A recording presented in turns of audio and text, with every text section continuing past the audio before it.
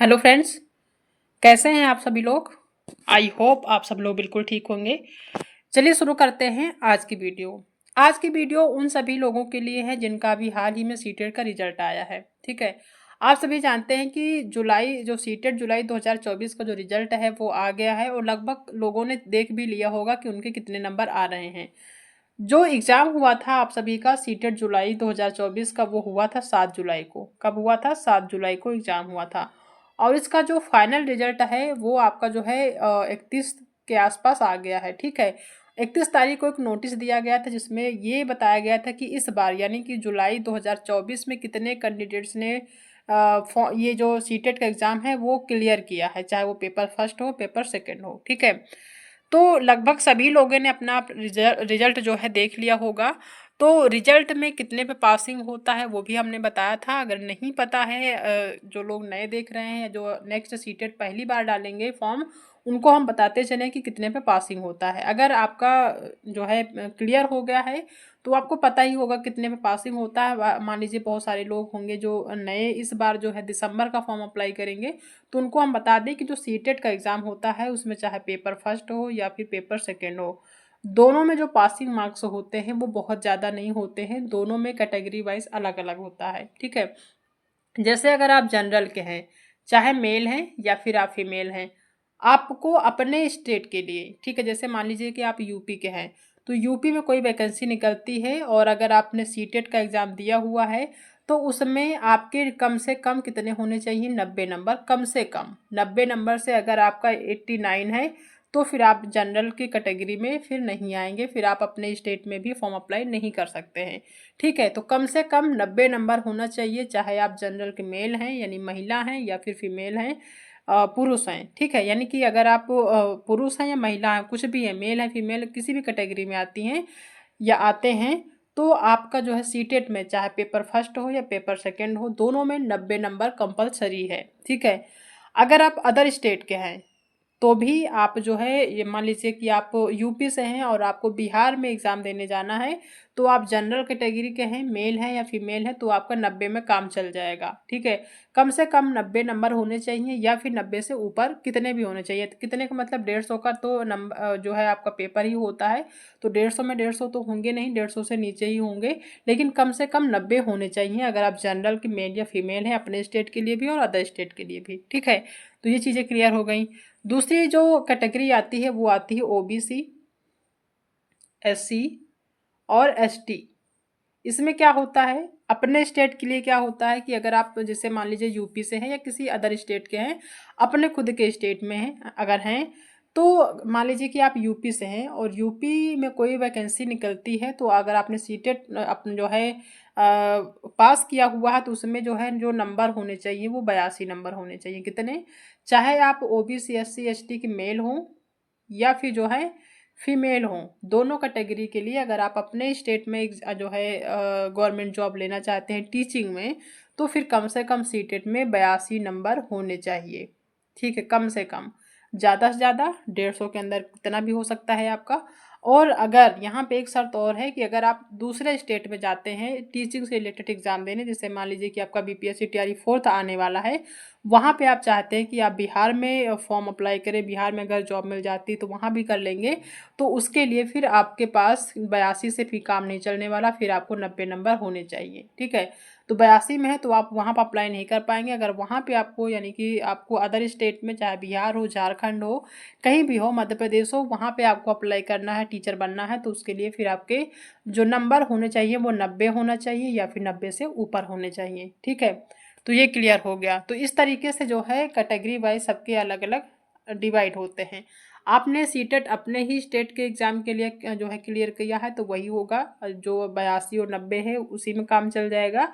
लेकिन अगर आप जो है किसी अदर स्टेट में जाते हैं तो फिर आप जनरल में काउंट होंगे, आपके फिर 90 नंबर होने चाहिए, फिर 90 से ऊपर होने चाहिए, तभी आप वहाँ पे अप्लाई कर पाएँ।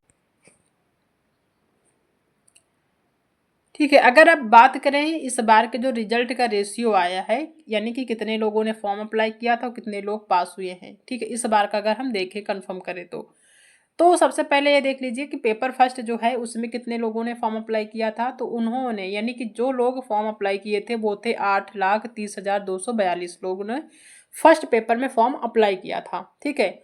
और इसमें जो है पेपर देने कितने लोग गए थे, तो वो गए थे 6,78,707 लोगों ने पेपर दिया था, ठीक है।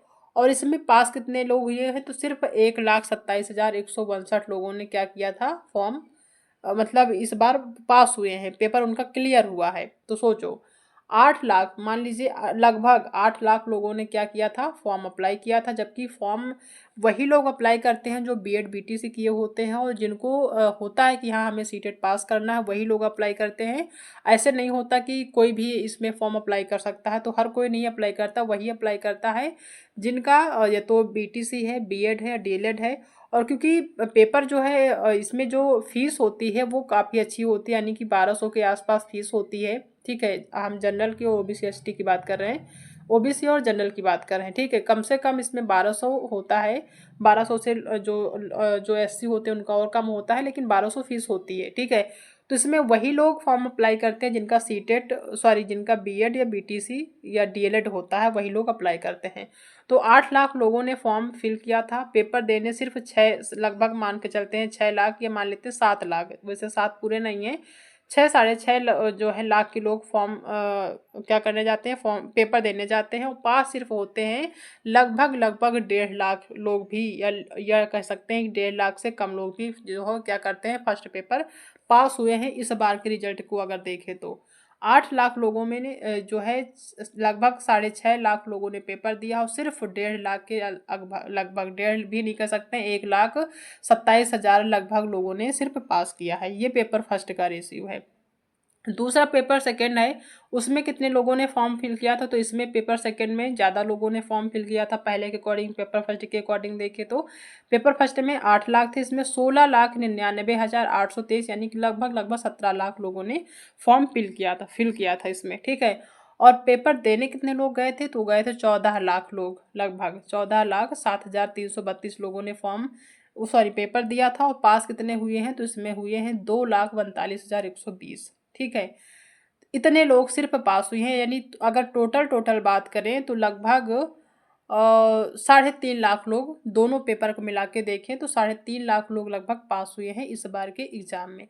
अब ये रेशियो घट क्यों रहा है, ज़्यादा क्यों नहीं हो रहा है, मतलब पेपर आप सभी जानते हैं कि जो सीटेट का एग्ज़ाम है बहुत ही इजी एग्ज़ाम है। क्यों, क्योंकि इसका जो सिलेबस है वो अभी तक चेंज नहीं हुआ है। पहली बात तो सिलेबस सेम है, यानी कि जो एनसीईआरटी के क्वेश्चन हैं एनसीईआरटी से ही पूछे जाते हैं। एनसीईआरटी का जो सिलेबस है, यानी जो भी सिलेबस है सिलेबस के अंदर से ही क्वेश्चन पूछे जाते हैं, पहली बात।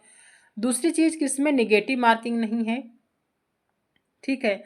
तीसरी चीज़ कि ये पेपर ऑफलाइन है। कई बार 2 बार जो है आपका ऑनलाइन हुआ था, तो उस वजह से कई बच्चे कहते थे कि हमें तो कंप्यूटर ही चलाना नहीं आता, तो उस वजह से रेशियो और गिर रहा था।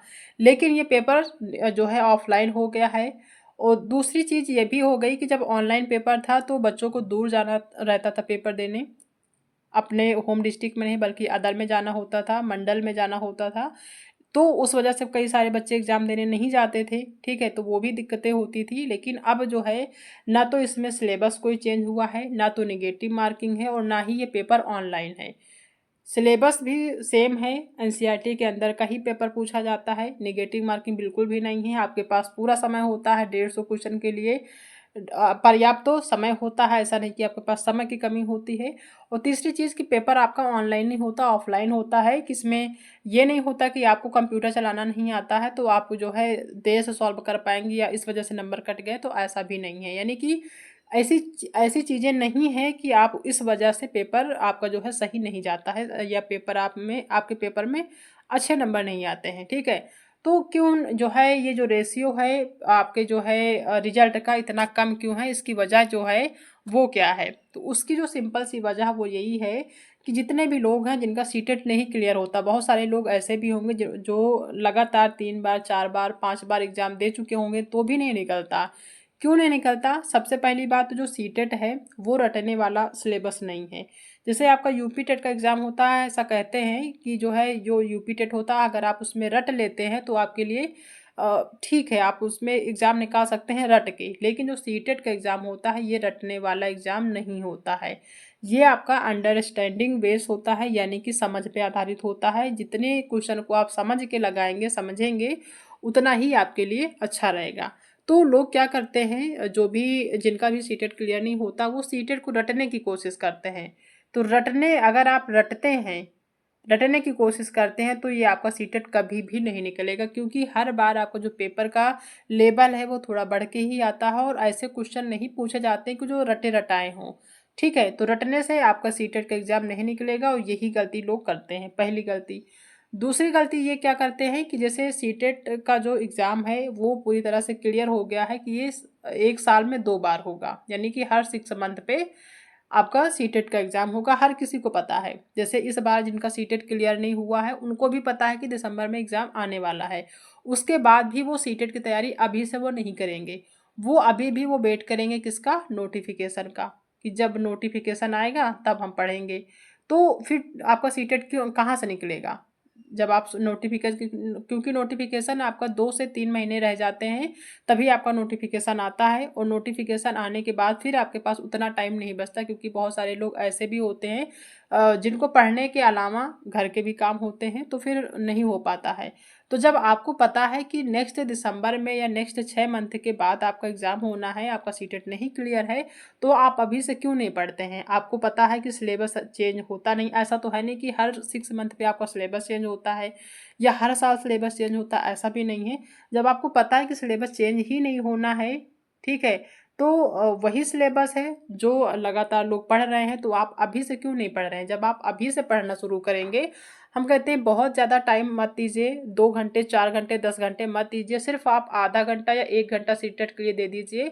अगर आप 3 महीने ईमानदारी से 3 से 4 महीने पढ़ लेंगे ना, तो बहुत ही आसानी से आपका सीटेट का एग्ज़ाम निकल जाएगा। ठीक है, तो पहली गलती ये करना है कि आपका सिलेबस चेंज नहीं हुआ, सिलेबस आप देख लीजिए कि क्या सिलेबस है, आपको पता है कि क्या क्या सब्जेक्ट आते हैं, कौन कौन से जो है चैप्टर इंपॉर्टेंट है, सारी चीज़ें आपको पता है। नहीं पता तो हम एक वीडियो लाएंगे उसमें बता देंगे। ठीक है, सिलेबस आपका वही सेम है, नोटिफिकेशन आना ही है, आपको कुछ दिन में नोटिफिकेशन भी देखने को मिल जाएगा। एग्ज़ाम होना ही है, तो आप अभी से ही तैयारी करना शुरू कर दीजिए और चीज़ों को रटने की कोशिश बिल्कुल भी ना करिए, समझने की कोशिश करिए। जितना ज़्यादा आप समझने की कोशिश करेंगे, जैसे आपका सीडीपी हो गया, सीडीपी के 30 क्वेश्चन पूछे जाते हैं, प्लस 15-15 नंबर के पेडागॉजी पूछे जाते हैं। पेडागॉजी जो होता है वो भी समझने की चीज़ होती है, रटने की चीज़ नहीं होती है। अगर आप एक बार पेडागॉजी समझ जाते हैं तो हर सब्जेक्ट के जो 15 क्वेश्चन पूछे जाते हैं पेडागॉजी के, यानी 5 सब्जेक्ट के जो है 75 क्वेश्चन जो पूछे जाते हैं वो पेडागॉजी के होते हैं। तो पेडागॉजी बहुत ही आसानी से आप सॉल्व कर पाएंगे अगर आप समझ जाएंगे। तो रटने की कोशिश करेंगे तो फिर सीटेट आपका क्लियर कभी नहीं होगा। ठीक है, तो ये सारी चीज़ें आपको ध्यान रखनी है, ये सारी गलतियाँ आपको नहीं करनी है। अगर आप इन सब चीज़ों को थोड़ा सा ध्यान रखेंगे, ये गलतियाँ नहीं करेंगे, तो नेक्स्ट जो सीटेट है बहुत ही आसानी से निकल जाएगा। आपके पास 6 महीने होते हैं, पर्याप्त समय होता है पढ़ने के लिए, लेकिन आप नोटिफिकेशन का वेट करते हैं।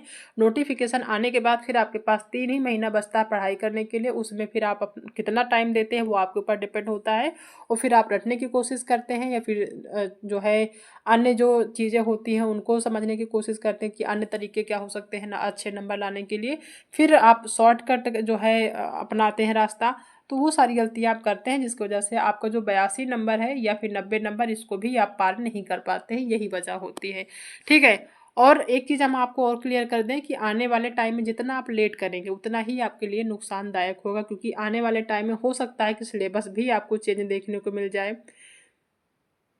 ठीक है, या फिर अन्य चीज़ें चेंज देखने को मिल सकता, जैसे बीच में अभी आपका ऑनलाइन हो गया था, मे भी आपको आने वाले टाइम में आपको ऑनलाइन देखने को मिल जाए, क्योंकि सारी चीज़ें ऑनलाइन हो रही तो पूरी हमेशा तो ये ऑफलाइन होगा नहीं, जाहिर सी बात है थोड़ी बहुत चेंजिंग तो देखने को मिलेगी ही।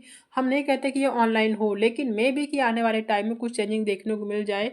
हो सकता है कि सिलेबस चेंज हो जाए या फिर हो सकता है ड्यूरेशन आपका कम कर दिया जाए, कुछ भी हो सकता है। ठीक है, तो जितनी जल्दी कोशिश करिए, थोड़ा सा अवेयर होइए और थोड़ा सा पढ़ने की जो है अच्छे से कोशिश करिए, समझने की कोशिश करेंगे तो फिर आपका सीटेट बहुत ही आसानी से निकल जाएगा। सीटेट इतना बड़ा हवा नहीं है एग्ज़ाम कि आपका नहीं निकलेगा। हवा या फिर कठिन एग्ज़ाम उन सब चीज़ों को मानिए जिनमें नेगेटिव मार्किंग होती है। ठीक है, यहाँ पे तो कोई नेगेटिव मार्किंग है ही नहीं, तो इस कौन सी टेंशन लेने की बात है, बहुत ही आराम से आप निकाल सकते हैं। बस थोड़ा सा आपको जो है समझने की ज़रूरत है, चीज़ों को रटने की कोशिश नहीं करना है। ठीक है, तो इन सब चीज़ों को थोड़ा सा ध्यान रखेंगे तो आपका सीटेट श्योर है कि 100% श्योर है कि आपका सीटेट निकलेगा। ऐसे ही लोग निकालते हैं, ऐसा नहीं कि लोगों का निकलता नहीं है। जो ये 3 लाख लोग हैं, 3-3.5 लाख लोग हैं, ये क्यों निकाल देते हैं? क्या ये जो है अलग से तो आए नहीं है अलग ग्रह से, ये यही लोग हैं, बस थोड़ा सा वो डेडिकेट रहते हैं पढ़ाई के लिए, थोड़ा सा पढ़ाई करते हैं, समझने की कोशिश करते हैं, रटने की कोशिश नहीं करते। इसमें भी बहुत सारे लोग ऐसे भी होंगे जो सिर्फ 1 महीने ही पढ़ के सीटेट क्लियर कर लिए होंगे। तो वो कैसे कर लिए हैं? क्योंकि उन्होंने चीज़ों को समझा है, रटने की कोशिश नहीं की है। ठीक है, तो अगर आप जो है समझ के चीज़ों को पढ़ेंगे, एक एक जो सब्जेक्ट है, 5 सब्जेक्ट होते हैं, 5 सब्जेक्ट में एक एक सब्जेक्ट, एक एक चैप्टर क्लियर करेंगे तो अभी आपके पास 6 महीने हैं, बहुत ही आसानी से आपका सीटेट तैयार हो जाएगा, सारे सब्जेक्ट तैयार हो जाएंगे और आपका क्लियर भी हो जाएगा। अगर आप 6 महीने ईमानदारी से दे देते हैं ना तो आपका 100+ नंबर लाने से कोई नहीं रोक सकता। ठीक है, सिर्फ 6 महीने, लेकिन ईमानदारी से देंगे तो जो चीज़ें पढ़नी वही पढ़ेंगे, जो आपके पेपर में नहीं आना है उसको आपको बिल्कुल भी नहीं ध्यान ध्यान देना है, बिल्कुल भी नहीं पढ़ना है, तो फिर आराम से आपका निकल जाएगा। ठीक है, हम आपको जो सिलेबस है वो भी शेयर कर देंगे, किसी दिन वीडियो बता देंगे कि कितने सब्जेक्ट आते हैं, कितने सब्जेक्ट, कितने क्वेश्चन होते हैं, कौन कौन से इंपॉर्टेंट टॉपिक होते हैं, क्या आपको पढ़ना है क्या नहीं पढ़ना है, सारी चीज़ें कन्फर्म कर देंगे। तब आप पढ़ाई शुरू कर दीजिए। अगर आप बात करें कंटेंट की, तो कंटेंट आपको बहुत सारा हमारे खुद के चैनल पे पड़ा हुआ है, जो हमने बताया हुआ है वो आप जाके देख सकते हैं, वही आपके लिए इनफ है। ठीक है, और जैसे ही नोटिफिकेशन आता है उसके बाद हमारी क्लासेस शुरू हो जाएंगी। उसके बाद फिर अभी से आप जो है, जो अभी आपको कंटेंट मिल रहा है वो पढ़ते रहिए, जब हमारी क्लासेस शुरू हो जाएंगी तो क्लासेस देखते रहिएगा, आपका रिवीजन भी होता रहेगा। ठीक है, तो इन सब चीज़ों को थोड़ा सा ध्यान रखिएगा, तब आपका नेक्स्ट जो सीटेट है, अगर इस बार का नहीं निकला है तो नेक्स्ट सीटेट आप आराम से निकाल सकते हैं। तो आई होप कि चीज़ें समझ में आ गई होंगी। अगर आप सभी को चीज़ें समझ में आई हैं तो वीडियो को लाइक कर दीजिएगा, अपने उन दोस्तों को भी शेयर कर दीजिएगा जिनका सीटेट क्लियर नहीं हो रहा है, यानी एक से जो है कई बार दे चुके हैं उसके बाद भी नहीं निकल रहा, तो उनको भी ज़रूर शेयर कर दीजिएगा। ये जो छोटी छोटी गलतियां हैं ये गलतियां ना करें, ताकि सीटेट जो है उनका आराम से जो है आसानी से निकल जाए। ठीक है, तो आज के लिए इतना ही, बाकी मिलते हैं नेक्स्ट वीडियो में एक नए टॉपिक के साथ।